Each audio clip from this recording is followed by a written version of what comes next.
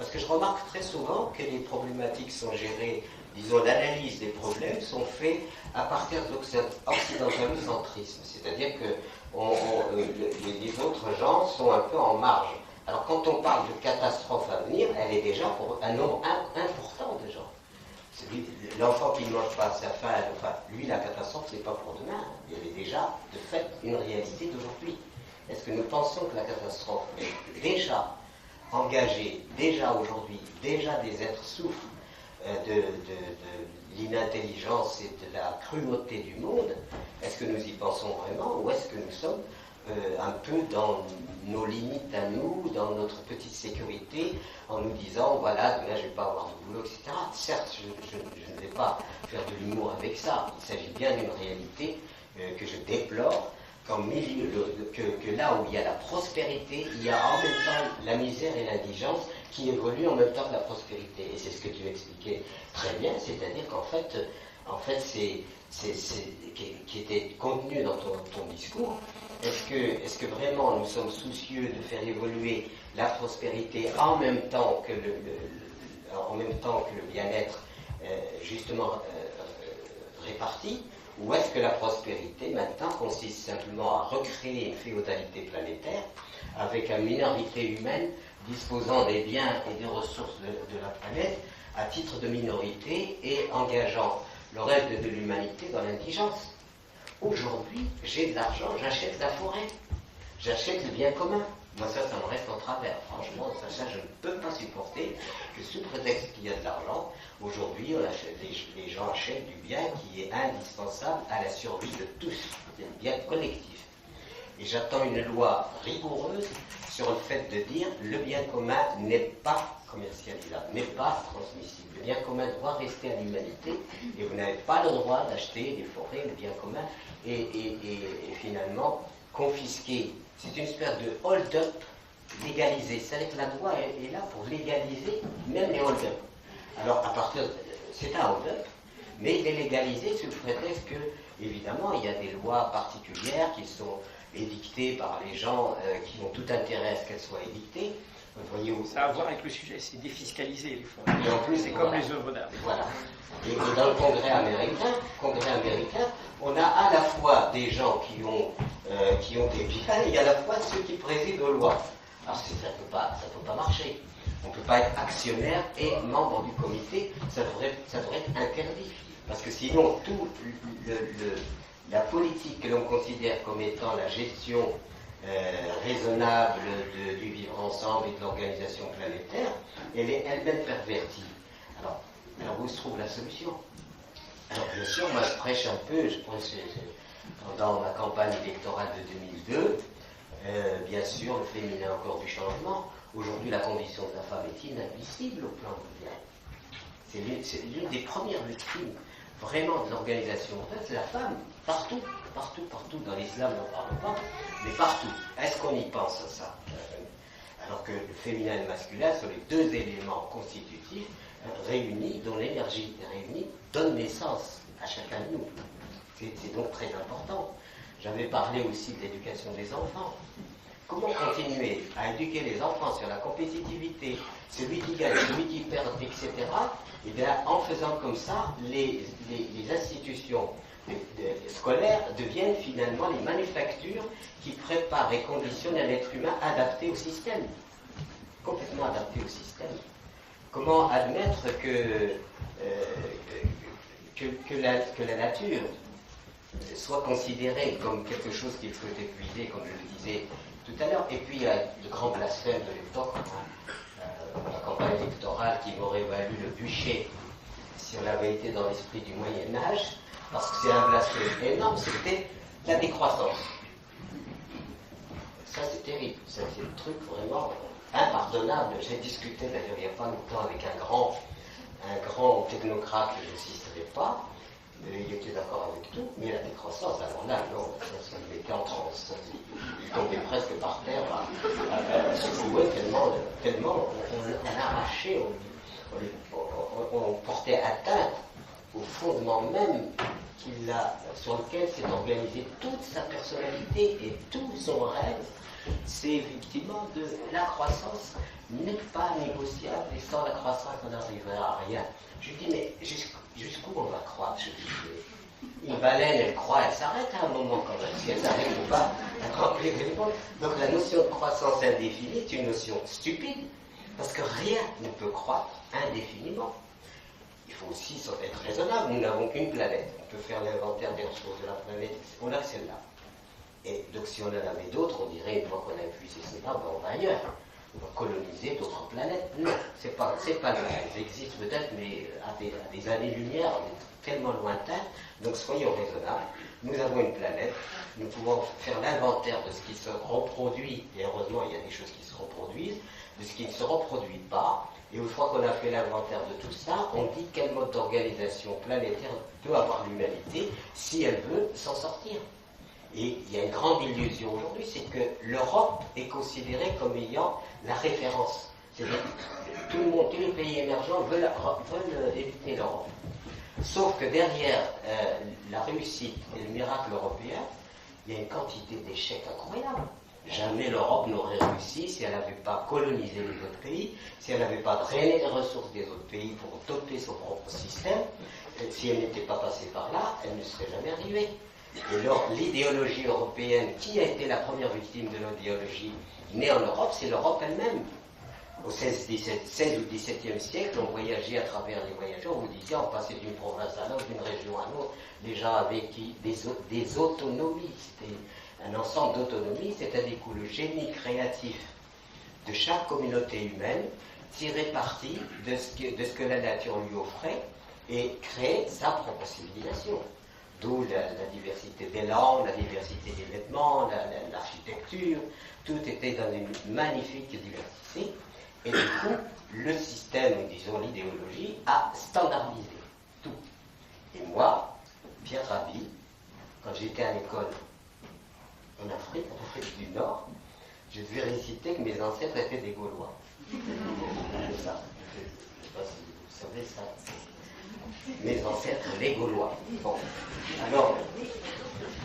Alors j'étais avec des petits camarades, eux, africains, noirs, vraiment, et qui récitaient aussi que leurs ancêtres étaient des Gaulois. Alors là, c'est de la pédagogie. On nous a appris, c'était un scoop pour nous de savoir que c'était. Vous voyez l'imbécilité d'un système qui devient si aveugle, c'est-à-dire qu'il est totalement déterminé par une espèce de frénésie obscurantiste. Mais il est obscurantiste, mais il se proclame lumière en plus. C'est ça qui propose, c'est qu'on dit c'est la lumière. Et nous, les pauvres gens de pays, on est dans l'obscurité, donc on est attardés, arriérés, comme on l'a fait aux paysans. Le paysan, on l'a réduit à rien du tout. Rien du tout. Le paysan, c'est le pauvre type qui est encore enlisé dans ses représentations mentales surannées, dans ses superstitions, dans ses trucs, etc. On a commencé par le détruire. On en a détruit à la guerre de 14, évidemment, comme vous le savez, d'une façon massive. Ensuite, l'ouvrier était un peu au-dessus. Voilà. Et puis, l'intellectuel, bien sûr, c'est le prince, quoi, si vous voulez, c'est celui qui est en haut de la pyramide. Et moi, quand on a fait le retour à la Terre en 1961, au départ, les gens disaient, mais vous êtes fous, qu'est-ce que vous allez faire pour la Terre et tout ça, qu'est-ce que c'est que ce machin-là? Et puis quand on arrivait à la campagne, les gens de la campagne disaient, mais retournez d'où vous venez, parce qu'en fait, ici, il n'y a plus rien à faire. Seulement, c'était très difficile d'expliquer au Crédit Agricole que la beauté, c'est quand même important. Quand vous êtes dans une ferme où vous pouvez voir 17 clochers, c'est quand même un privilège. Quand vous dormez dans le silence, c'est quand même un privilège. Quand vous avez l'air pur, c'est quand même un privilège. Et tous ces privilèges-là ne sont pas monnayables.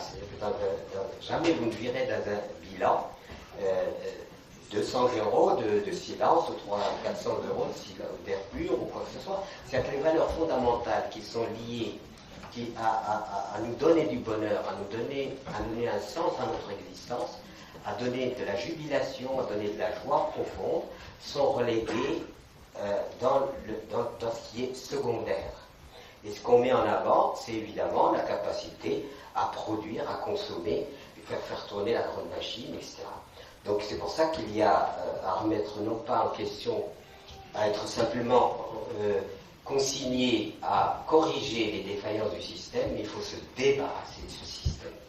Pour autant, je ne suis pas dans l'antimodernité, bien sûr. Je viens d'être opéré des yeux avec un laser extraordinaire. Donc il y a des choses que le monde a inventées qui sont absolument extraordinaires, le monde actuel. Simplement, c'est en quelque sorte remettre en question tout ce qui amène une perversion, c'est-à-dire une espèce de dégradation, d'altération du système humain. C'est ça qu'il faut remettre en question. Alors des outils, oui. Moi je ne suis pas du tout un expert je suis alors là, illettré de ce que tu fais vraiment. Il faudra que je fasse un stage avec toi parce que moi zéro. Je ne sais rien faire. Je n'ai jamais mis mes mains sur un clavier. Pour deux raisons. Il y a une espèce d'incompétence naturelle peut-être, de méfiance. Mais néanmoins, on revient à cette idée qui est quand même fondamentale. Est-ce que les outils que nous produisons construisent véritablement de la convivialité ou est-ce qu'ils se contentent de créer de la communication? Est-ce que nous sommes dans quelque chose qui élève notre sensibilité à être ensemble pour construire un monde ensemble et un monde sensoriel, un monde sensible, fraternel, etc. Ou est-ce que ces outils sont un alibi selon lequel nous sommes en communication, mais au détriment de la relation? Voilà, c'est un peu ma question aujourd'hui, non pas ma réticence, je suis absolument admiratif de voir, j'admire ce qu'on peut faire, prendre un téléphone, de communiquer avec les autres, etc. Ma seule question qui reste, c'est fondamentalement, est-ce que ces outils que nous créons nous libèrent vraiment, ou est-ce qu'ils nous asservissent? C'est-à-dire, est-ce qu'il y a asservissement? C'est-à-dire qu'à partir du moment où l'outil se rend indispensable, ça veut dire que l'outil a pris le pouvoir. Tu vois, et c'est cette question-là qui me tourmente un petit peu en me disant, qu'est-ce que ça fait dans l'histoire? Alors, bien sûr, nous sommes dans une civilisation extrêmement fragile, contrairement à ce qu'on croit. C'est pour ça que le pétrole devient une obsession, parce que sans pétrole, c'est fini. Peut-être le petit village africain que je connais, eux, ils continueront à danser, mais nous, on n'en sera plus du tout. Voilà.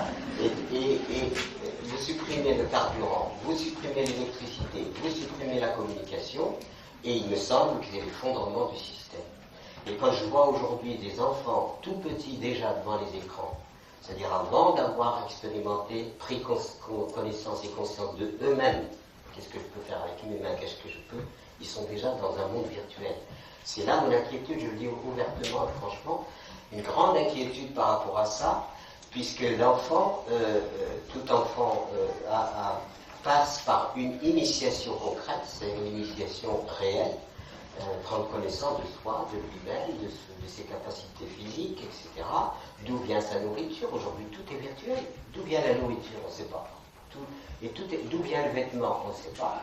Donc je me demande si ces outils, j'entends bien mal utilisés, c'est-à-dire qu'ils devraient s'accompagner, évidemment, toute école devrait s'accompagner à la fois, évidemment, de ces outils, mais à la fois, pourquoi pas un jardin qui relie à la nature, pourquoi pas des ateliers qui développent les mains, et comme ça l'individu est développé sur toutes ces dimensions.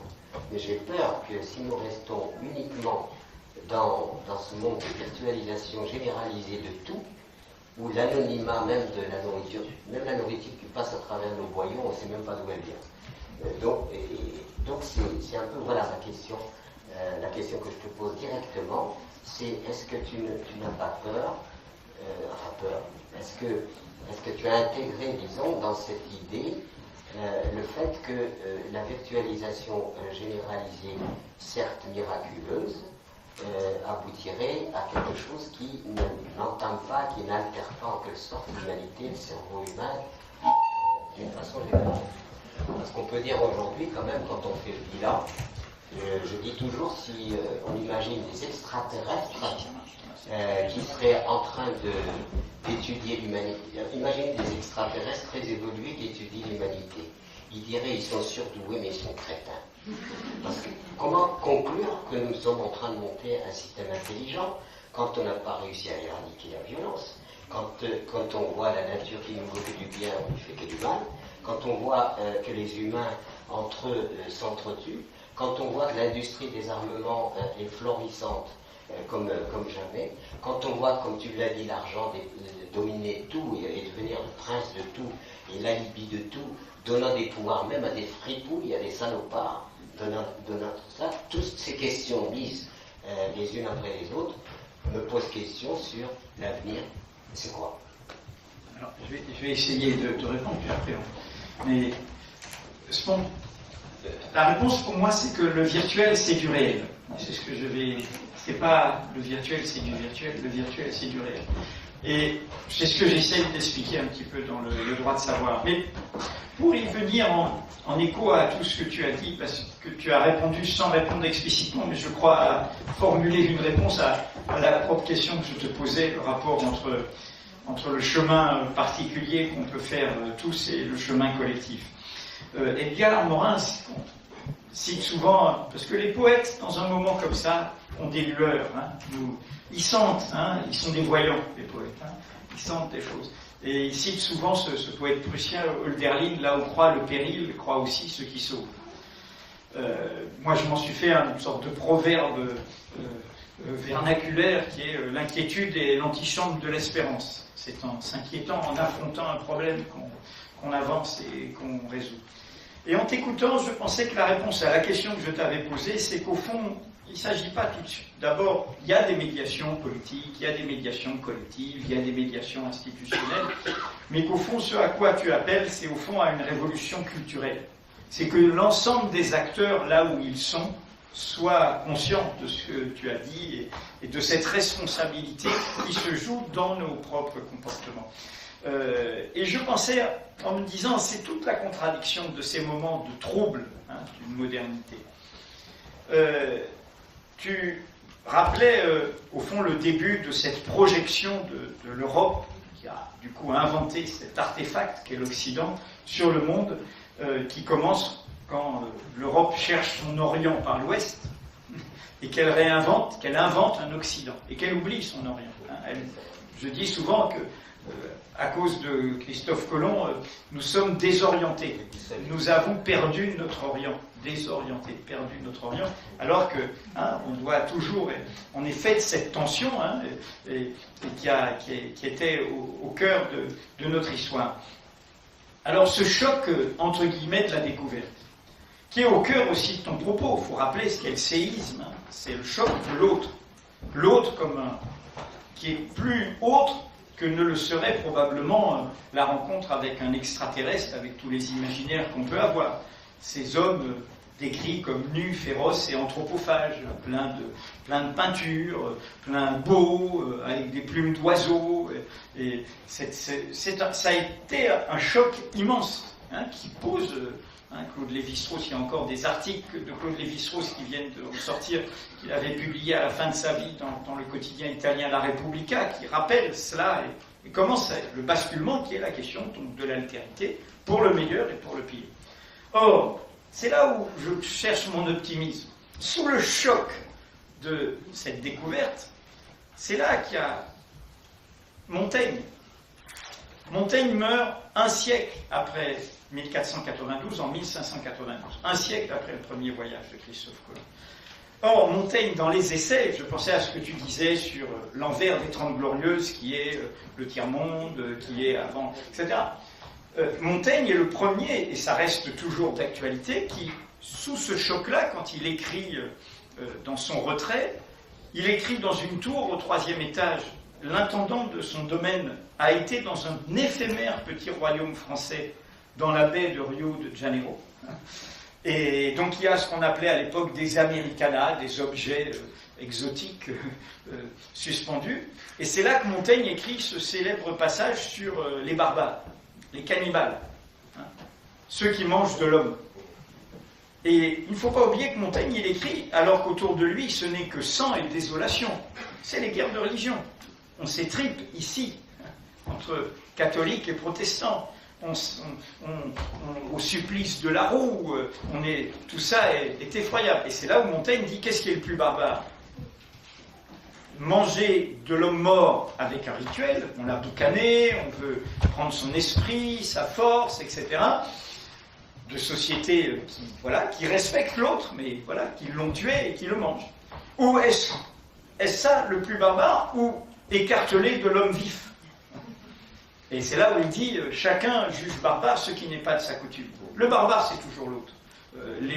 Les Gaulois étaient des barbares pour les Romains, hein, donc voilà, et chacun va faire. Le barbare, c'est toujours l'autre. Voilà. Oui, les oasis, c'est des petits villages gaulois. Bon, ça, c'est toute chose. Et donc, je dis ça parce que je pense qu'on est dans le même moment par rapport à notre modernité. Notre modernité peut être totalement destructrice, et en même temps, si on sort des deux attitudes, les deux attitudes d'aveuglement pessimiste, va des rétros, je ne veux pas toucher à ces ordinateurs, le virtuel, les écrans, tout ça, c'est terrible, ou à l'inverse, ça va nous libérer, tout va être formidable, etc.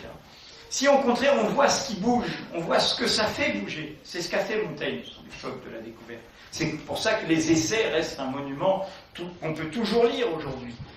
Et donc, dans ce cas-là, on se pose de nouvelles questions. Je pense que le numérique, mon père à 87 ans, un peu par amour paternel, mais à 87 ans, n'avait jamais touché un ordinateur. Hein. Donc il s'est mis à l'ordinateur. Une personne âgée aujourd'hui, qui autrement se déplace moins, serait très isolée, n'aurait que les programmes imposés des télés très commerciales. Aujourd'hui, le numérique est un moyen de libération formidable. C'est un moyen de documentation, un moyen de découverte, un moyen d'aller chercher, de voir des choses, de se faire son propre ordre du jour, de communiquer avec les petits-enfants par Skype qui sont à l'étranger, d'avoir des correspondances, de commander, alors après, qu'il commande bien, c'est autre chose, mais sa nourriture, d'acheter son billet de train moins cher. Il y a 36, ce que je veux dire par là, c'est tout dépend, et on rejoint ton histoire du bien commun sur les forêts. Je suis partisan d'une loi fondamentale sur la liberté de l'information qui, à l'époque du numérique, refonde son écosystème. Le droit d'accès au numérique comme un droit qui ne doit pas être filtré par des opérateurs privés. Un écosystème de l'information autour de l'intérêt public, le refus des conflits d'intérêts avec les marchands d'armes, etc. Tout cela. Bon. Et donc, il y a beaucoup de travaux très fins de sociologues qui montrent comment et tu as l'exemple aussi à l'échelle mondiale avec ce qu'a signifié Wikileaks. Internet, c'est horizontal, c'est sans frontières. Et tu peux inventer, par rapport à cette idée de la vérité, c'est-à-dire de la façon dont la vérité peut être une force, tu peux inventer des stratégies du faible fort, qui sont des stratégies de dévoilement, des stratégies de découverte. Et donc, voilà, moi je pense que nous, ce qu'on a montré à notre échelle, je veux dire, chez Foucault, à notre échelle, c'est une création de valeur supérieure qui n'est pas une valeur destructrice, qui n'est pas une valeur spéculative, et qui est au cœur de cet enjeu public. Je dis ça parce que je crois que la question, quand je t'écoute, je me dis, bon, comment on va dire un jeune qui est dans un quartier populaire, qui a des difficultés, qui est issu de 2 générations de chômeurs, qui voit à la télé tous les biens de consommation, comment lui dire, bon, il faut que tu changes, il faut que tu changes. J'aurais quelque chose vraiment avant qu'on aille un peu plus loin à préciser. D'une part, je ne suis pas critique contre ça en termes de date. Moi, je suis persuadé qu'on a organisé notre société sur la frénésie, c'est-à-dire sur un temps qui n'est plus le temps naturel, c'est frénétique, c'est-à-dire la course, aller plus vite, aller toujours plus. Et évidemment, on est obligé d'inventer des outils qui peuvent nous faire supporter cette frénésie. Voilà ma thèse. Ça ne veut pas dire... c'est qu'ils peuvent la ralentir. Mediapart, ceux qui connaissent te diront que les sites de la presse classique sont des sites de flux. Mediapart, c'est 3 éditions par jour, tu prends ton rendez-vous, tu te précipites pas. C'est une clairière dans la forêt, tu te poses. Tu te poses. Mais on laisse la forêt vierge. On la détruit pas. On met pas de bulldozer, on met pas d'autoroute, on met pas de barbelé, tu vois. Je pense qu'on n'est pas dans la polémique. Non, je dis, j'illustre, je fais dans la conversion, là. Je convertis Pierre Rabhi au numérique. En plus, je ne suis pas du tout opposé, dans le sens où je me dis, de toute façon, tout outil doit être managé par une conscience élevée. Quand la conscience est élevée, elle utilise n'importe quel outil positivement. Mais quand la conscience humaine n'est pas suffisamment élevée, elle utilise les outils négativement. Pourquoi aujourd'hui, au point où on en est la science et compagnie, d'ailleurs ça a été une grande question d'Einstein que j'adore, j'aime beaucoup Einstein parce que malgré le niveau, Einstein était un grand scientifique doublé d'un grand intuitif, sinon il ne serait pas Einstein. Et quand il tire la langue, la photo avec la langue, ça a plus de signification qu'on imagine. Il a dit énormément, rien qu'en tirant la langue. Ça veut dire, ça rejoint un petit peu ce que disait mon autre ami Socrate, c'est-à-dire qu'il est aussi, j'adore Socrate, il aime aller jusqu'à avaler la ciguë pour etc. Mais il a dit quelque chose d'absolument incontournable. Je sais que je ne sais pas. Et quand on a dit ça, on a dit la vérité absolue. Je sais que je ne sais pas. Bon, une fois qu'on a ça, c'est la fulguration, c'est l'éclairage réel. Après, on sait ce qu'on peut. Parce que la sphère générale de la vie n'est pas que matérielle. Comment se fait-il que moi, on me donne en homéopathie une dilution d'un produit de 10 000 fois sa dilution et ça me fout en l'air? Parce que ça a été mal ajusté. Et pourtant, la substance, déjà au bout de 3, 5, 6 dilutions en homéopathie, tu peux emmener le produit au laboratoire et dire qu'est-ce qu'il y a dedans? Je dis, je sais pas. Donc qu'est-ce qui s'est passé? C'est-à-dire que la substance en elle-même, elle s'est volatilisée, il n'y a plus rien. Il reste quoi? Il reste ce qu'on appelle la sémantique, c'est-à-dire la signature de quelque chose qui s'est exprimé dans une substance, mais qui s'est dissipée en quelque sorte. Et ma question est de savoir, est-ce qu'au commencement n'est pas le subtil, et que le subtil, lui, s'exprime par l'incarnation, c'est-à-dire la matérialisation des choses. Alors on inverse les choses, c'est-à-dire qu'on part de la matière, on essaie d'aller vers le subtil. Moi je dis au commencement est le subtil, et ensuite, alors ça nous amène, chacun croit ce qu'il veut. Moi je pense qu'il y a une organisation divine quelque part, chacun, il ne faut surtout pas la nommer, parce que dès qu'on la nomme, on la fausse. Voilà. Et c'est pour ça qu'on s'obstine à vouloir nommer, etc. Donc ce qui nous amène à dire, par rapport à la frénésie, ce que je disais tout à l'heure, bien entendu, il faut que l'imaginaire humain évolue. Et pour moi, c'est absolument prodigieux d'avoir ressenti que des ondes circulent et qu'il suffit que tu ouvres ta radio, ça y est, tu entends. C'est absolument prodigieux. Mais ça travaille sur quoi? Sur un domaine qui n'est pas le domaine palpable que l'on peut saisir. Donc je ne suis pas du tout opposé à ce que l'être humain, par l'outil, l'imaginaire et le cerveau qu'il possède, puisse explorer le réel. Ce que j'entends par réel, ce n'est pas la réalité. C'est l'ensemble. Explorer ce qui le concerne directement, puisqu'il est inclus dans ce réel. Là, je ne suis pas du tout contre. Mon grand souci aujourd'hui, c'est que les pulsions humaines n'ont pas évolué. Et que depuis les origines, l'homme est violent. Et continue à être violent. Et on essaye d'occulter en quelque sorte le fait qu'il y a un travail que l'humain doit faire sur lui-même pour changer ses propres représentations du monde. Et l'autre fois, j'étais à Bruxelles, il y avait beaucoup d'étudiants, il y a une grande conférence, etc. Ils m'ont dit, monsieur, qu'est-ce qu'on fait maintenant? On va chez nous, on veut faire quoi? Ils s'attendaient à ce que je leur dise, allez cultiver votre jardin, je ne sais pas, je leur dis, rentrez chez vous et réconciliez-vous avec vos voisins, avec vos compagnes, vos compagnons, etc. Et vous allez construire le monde. Le monde ne va pas se construire simplement parce qu'on va mettre des... Mais je dis souvent, vous pouvez manger bio, recycler votre eau, chauffer à l'énergie solaire et exploiter votre prochain. Ce n'est pas incompatible. Donc le problème aujourd'hui, la grande question de savoir, les outils que nous mettons en route sont au service d'une conscience, ils sont au service d'une conscience qui évolue de plus en plus et qui a comme exigence fondamentale le bien comme exigence absolue, quelles que soient les situations. Et aller vers ce qu'on appelle ce que Chardin appelait la noosphère, c'est-à-dire la sphère des consciences que tu as évoquée, Moi, ma campagne électorale, c'était quoi? Appel à l'insurrection des consciences. Et le deuxième slogan, quelle planète laisserons-nous à nos enfants? Quels enfants aussi laisserons-nous à la planète? Aujourd'hui, si on change l'éducation des enfants, c'est immédiat.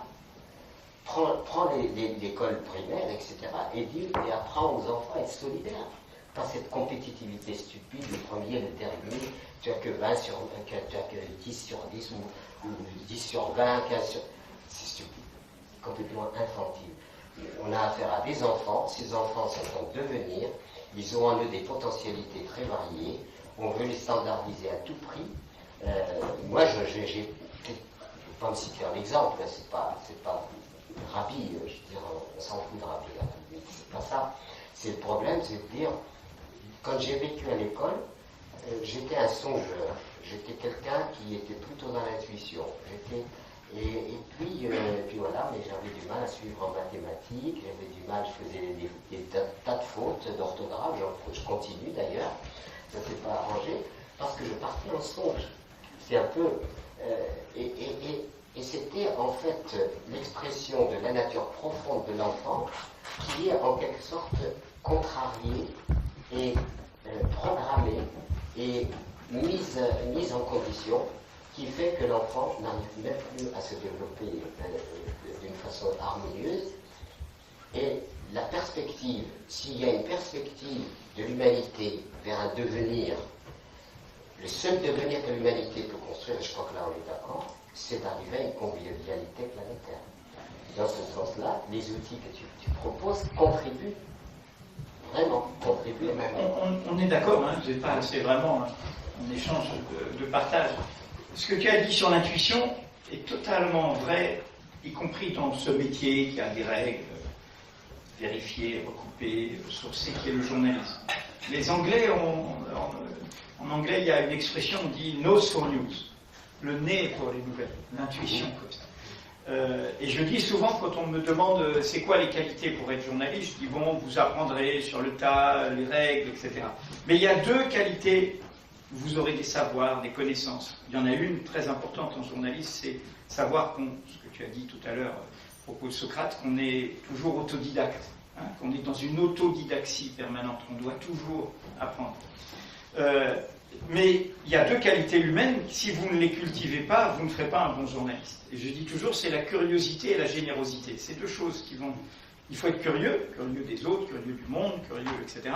Et savoir que ce n'est pas un vilain défaut, la curiosité, au contraire, c'est la plus grande qualité. Mais avoir une curiosité généreuse, qui suppose d'aller... voilà. Donc ça, je pourrais donner 1000 exemples dans les enquêtes, y compris celle qui a fait quelques remous là, où on parle... Je dis parfois quelque chose d'anti-journalistique au possible. Je dis pour trouver, il faut savoir ce qu'on cherche. C'est-à-dire on fait une hypothèse. Hein, on fait une hypothèse, on va dans une direction. Donc ça, évidemment. Pour approfondir, je pensais quand tu parlais de tes frères, là, tu parlais d'Einstein, tu parlais d'Aristote, il y en a un autre là, qui était dans la salle à manger, qui est Gandhi. Et il y a, parce que c'est un peu le sens de mon questionnement, mais qui est encore une fois, c'est un échange. C'est qu'on ne peut pas totalement faire l'impasse sur la question du politique. Si on dit le bien commun, c'est les médiations politiques. Et Gandhi, qui a fait cette rupture, vous connaissez son histoire, l'avocat très occidentalisé en Afrique du Sud, qui découvre en Afrique du Sud toutes ces hiérarchies, etc., et qui revient face à l'appareil du parti du Congrès, etc., qui va rompre et qui va retrouver l'Inde profonde, la mobiliser. Mais il la mobilise dans une révolution culturelle qu'il s'applique à lui-même, dans son alimentation, dans ses vêtements, dans son mode de vie, dans ses marches, dans son mode d'action, qui est une révolution culturelle posant aussi la question du politique, c'est-à-dire de la domination, de l'indépendance, il y a un but, au point du drame qui va lui coûter sa vie, c'est-à-dire ce drame qui va amener à la séparation de l'Inde et du Pakistan, et quelque chose qui est au cœur encore de notre modernité. Je dis ça parce que pour moi c'est la question centrale. Je pense qu'il y a bien sûr, il y a la question de la joie, du bonheur, etc. Mais il y a une question essentielle qui est la question de l'égalité.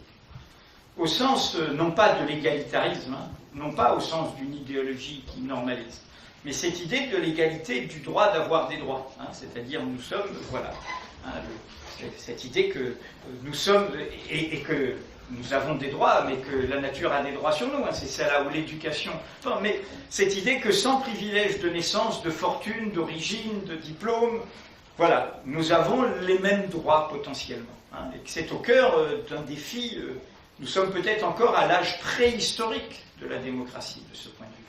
Hein, à l'âge préhistorique de la démocratie par rapport au fait que, puisque tu parlais des 2-3 minutes que représente l'humanité, mais dans l'histoire de l'humanité, le temps démocratique est encore quelques petites secondes. Hein. Bon. Et donc, on a une vision de la démocratie qui est encore au risque d'oligarchie, c'est-à-dire de la délégation de pouvoir, de la représentation. Hein. Je rappelle souvent que dans la Grèce ancienne, dans ce laboratoire, même si donc, il y avait ceux qui en étaient exclus, les esclaves, etc., mais dans ce laboratoire, les Grecs avaient conçu que ceux qui faisaient vivre la démocratie étaient tirés au sort.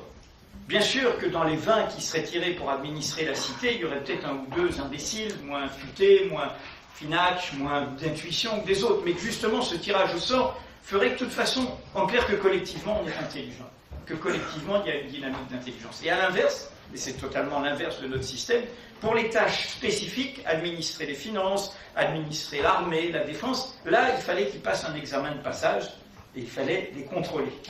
Donc je dis ça parce que nous sommes aussi devant cette idée de comment tu inventes, hein, comment inventer hein, un nouvel âge démocratique, hein, de démocratie, pour moi, participative, hein, au-delà du fait que c'est lié dans une image à un moment électoral dans notre histoire récente, mais la France n'est pas propriétaire de cette idée. Hein. Et donc, voilà pour moi une question... Pardon. Vas-y, je t'en prie. Non, vas-y. Non, tu as cité les Grecs. Oui. Les Grecs, disons, philosophaient, par exemple, d'autres bosseraient pour eux. Oui, bien sûr. Je sais bien. Donc, c'est assez des démocrates. Mais je sais très bien. Mais c'est également aujourd'hui, enfin, je regrette, je ne veux pas choquer personne, évidemment. J'ai travaillé dans une entreprise et j'ai eu le sentiment que je troquais ma vie tout entière contre un salaire. Et j'ai vécu, à tort ou à raison, cette situation comme une situation de l'esclavage inversé. C'est-à-dire, si encore le travail collectif aboutit à une équité dans le partage, ben j'accepte. Mais c'est que ça n'aboutit même pas à une équité dans le partage. Et c'est ce que je dénonce très, très justement, j'ai rien contre ça. Mais moi, ce que j'entends par esclavage, c'est quand un individu ne peut pas disposer de son existence à sa convenance, lui donner évidemment sans préjudice, évidemment, à qui que ce soit. Bien entendu, si on cause du préjudice, ça, on tombe dans mais sans préjudice infligé à qui que ce soit, déterminer sa propre existence selon sa vocation.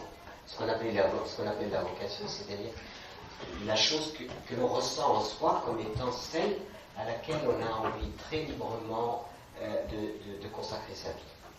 Aujourd'hui, c'est un système qui fait qu'on renonce à ce qui travaille en nous comme une vocation pour faire ce qui n'est pas de notre vocation, simplement sous le prétexte qu'au bout, il y a un salaire. Voilà. C'est un peu la fontaine avec le loup et le chien, le loup qui regarde le chien avec la marque du collier. Ah, bien sûr, il a sa gamelle tous les jours, lui. mais il a une lettre. Et il y a un symbole, je disais tout à l'heure avec mes amis, il y a un symbole qui m'a frappé quand j'ai travaillé en entreprise, c'est la cravate. Ça paraît anodin, la cravate. Mais là, cette strangulation journalière. Voilà. Alors, c'est vraiment la pendaison tous les jours. Et symboliquement, c'est pas sans effet fondamental. C'est à la fois la strangulation et c'est à la fois la laisse. Et c'est pas anodin. Je peux vous assurer que si on réfléchit, on médite réellement pourquoi diable avoir fait de cette chose-là l'attribut de l'élégance, mais à la fois l'attribut finalement de la servitude. Moi, je l'ai ressenti comme ça, à tort ou à raison. On n'est pas obligé de partager, moi, je l'ai ressenti comme ça. Donc, et symboliquement, ça allait dans le subtil, c'est-à-dire dans ce qu'on appelle le subliminal. Parce que le pouvoir, une idéologie, elle tient surtout son pouvoir à sa capacité de manipuler les autres en ayant l'air de leur laisser complètement la liberté de leur choix. Mais elle les manipule de telle... C'est ça les bons communicants en publicité, c'est d'arriver à faire croire aux gens qu'ils sont libres de leur choix. Mais on leur présente les choses avec un scénario tellement subtil et élaboré qu'on crée ce qu'on appelle du consentement. C'est-à-dire qu'on les fait consentir. Et ils ont l'air de consentir en toute conscience. Ça, c'est le summum de ce que l'on peut faire d'un être humain quand on le manipule. C'est-à-dire qu'on lui crée des consentements sans qu'il le sache. Voilà. Et donc on est aujourd'hui dans différents plans de réalité. Et ces différents plans de réalité auxquels nous devons nous confronter, bien entendu, je suis pour le partage et pour l'équité en ce qui concerne les droits de vivre, avec les ressources qui sont légitimes pour vivre. Elles se résument à quoi? Bien, à se nourrir, bien sûr, premièrement, à se vêtir, à être vêtu, à être soigné, à être abrité. Ces choses-là, moi je ne transige pas là-dessus, c'est le droit qui doit être absolument général. Après, on rentre dans le domaine de ce qui est en surnuméraire, disons, qui n'est pas indispensable à la vie, mais qui est peut-être nécessaire à l'intériorité des gens. Bien sûr, on a besoin d'art, on a besoin de ces expressions-là. Seulement, le problème aujourd'hui, c'est qu'entre l'indispensable qui n'est pas résolu, l'indispensable n'est pas résolu, les gens crèvent de faim, les gens ont des difficultés, et le superflu, et au superflu, on n'a donné aucune limite. Ce qui fait qu'aujourd'hui, qu'est-ce qu'on voit? On voit ceux qui ne subissent, paraît-il, pas du tout la crise, c'est le domaine du luxe. Il paraît que le luxe, enfin, tu dois le savoir mieux que moi peut-être, mais il paraît que le luxe, ça marche très bien, il n'y a pas de crise dans le luxe. Voilà. Et il y a la crise dans les nécessités. C'est l'affaire Bettencourt. Hein. Comment? Bettencourt, c'est le luxe, c'est l'Oréal. Et donc, toutes ces questions-là, enfin, moi, je me les pose énormément. Et ce qui évidemment, m'attache beaucoup et continue à me maintenir dans disons, un engagement, c'est en particulier ce qu'on appelle la fin dans le monde, qui est le scandale des scandales. On ne peut pas admettre qu'une humanité puisse être généreuse et intelligente quand des enfants naissent pour mourir de faim, dans une planète qui est suffisamment pourvue. Alors on essaie de promouvoir en quelque sorte des réponses et des solutions. Nous les avons mis à l'épreuve des faits, elles fonctionnent. Et donc entre, disons, labourer au niveau des consciences en vérifiant bien que ce que l'on dit est juste, et agir et incarner la réponse, si vous voulez, à ces drames-là, c'est un peu ce qui permet finalement de continuer. Alors, il y a des matins on n'est pas très bien, il y a des matins on est mieux, et puis voilà, c'est un peu les fluctuations comme ça, et je pense que c'est là-dedans qu'on sent qu'on ne peut pas se désister. Allez, ça suffit là maintenant. Bien, patron. Merci. Merci Non, beaucoup. mais...